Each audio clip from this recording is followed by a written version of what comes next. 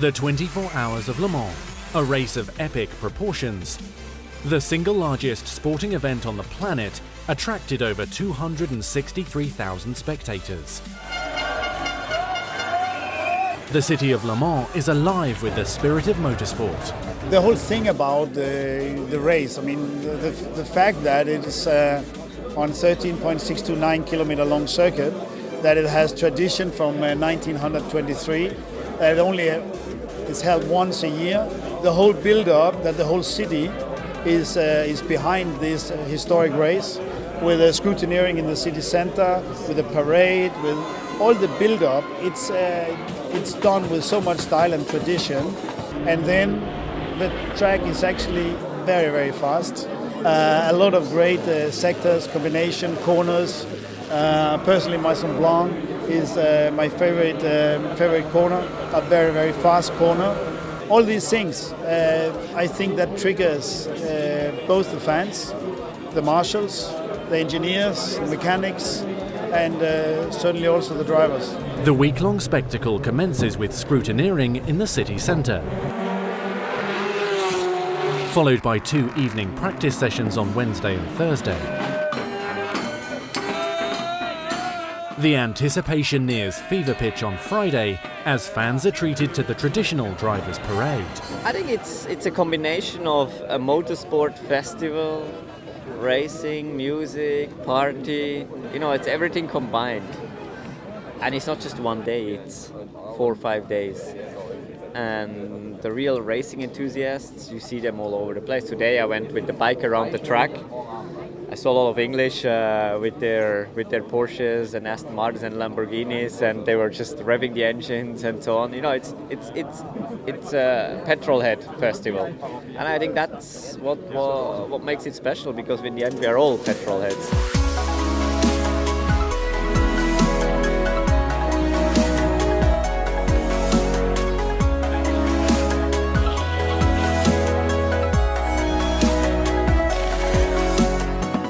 56 cars will soon go into a fierce conflict.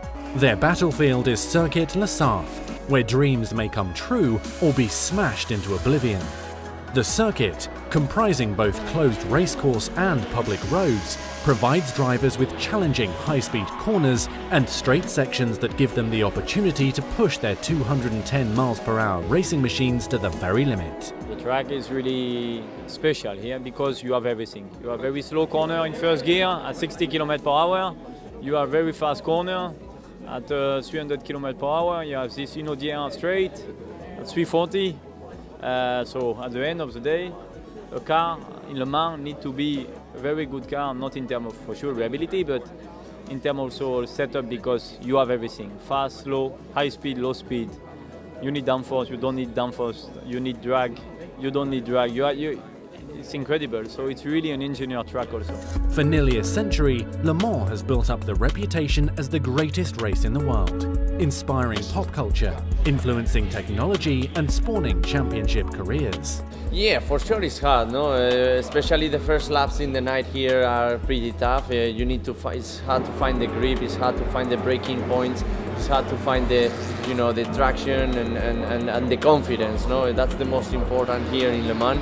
The confidence into the corners like Indianapolis, or to have a good bottom speed in the Porsche curve. So that's what every driver's job in every time here, and for sure, we will try our best to get the most of it in the night, and to be in the morning in good shape. I think it's such a unique track. When I first looked at it on paper before I came here, I thought, okay, pretty straightforward, very long straights. But when you actually drive it, it's so unique. There's not another track like it, with the element of such long straights and also high-speed corners, half road, half purpose-built racetrack. I think it's unique, and you feel that special history when you drive it.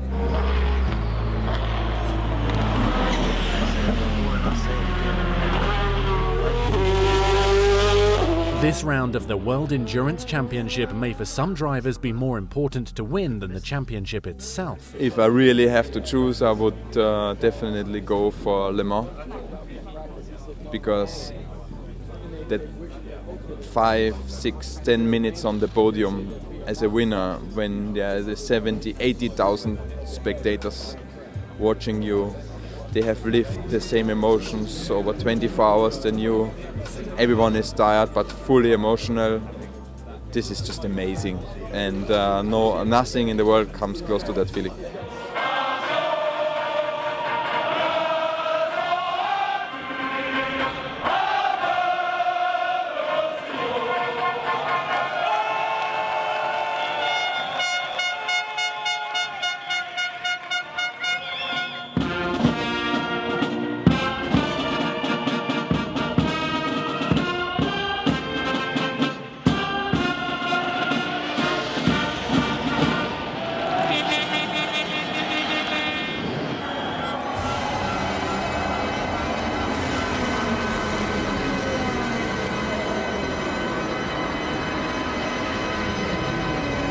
The 83rd running of the 24 Hours of Le Mans witnessed the King finally retake his throne.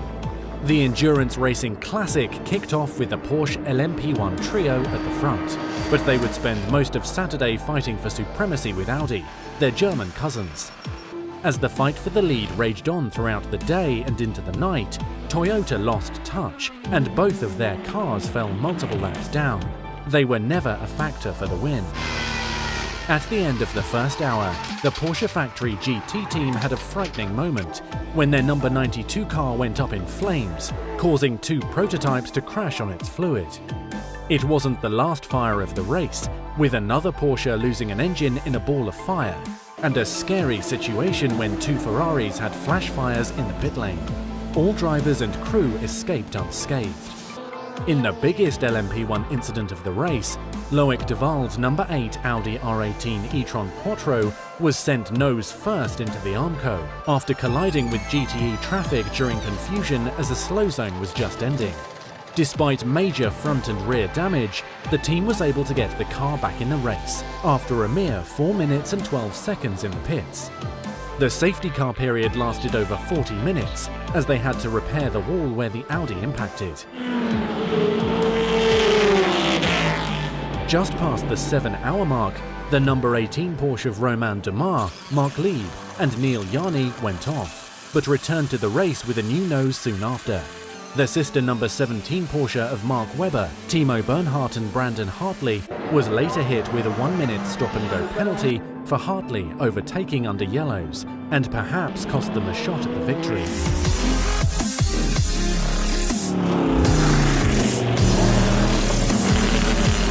As the race twice around the clock continued through the night and into the day, the third Porsche, the number 19 Porsche 919 hybrid of Nico Hülkenberg, Nick Tandy and Earl Bamber managed to stay out of trouble. The reliability of the Porsche and team's supreme stint pace resulted in the most glorious top-of-the-podium finish for the team. They led only by a single lap to the number 17 car driven by Webber, Bernhardt and Hartley. Completing the podium was last year's victors, Benoit Trullier, André Lotterer and Marcel Fassler, in the number 7 Audi R18 e-tron Quattro. Audi swapped the lead with Porsche and ran them hard and close in the first 3 quarters of the race, but a problem with the rear bodywork and a drive-through penalty for a safe zone infringement ruled out a 4th Le Mans victory.